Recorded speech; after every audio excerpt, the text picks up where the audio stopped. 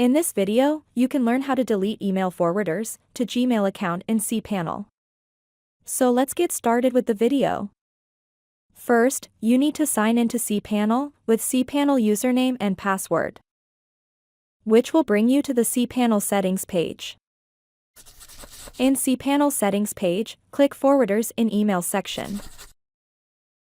Here in Email Forwarders page, you will find all the email forwarders setup. Here, I have only one email forwarder set up in cpanel. To delete the email forwarder, you will need to click the delete link corresponding to the email forwarder. And again, confirm deleting the forwarder from email account in cpanel to Gmail account. And done, deleting email forwarding to Gmail account. With this, we have come to the end of this video. Please subscribe to my channel and click the bell icon to get updates when we add more content.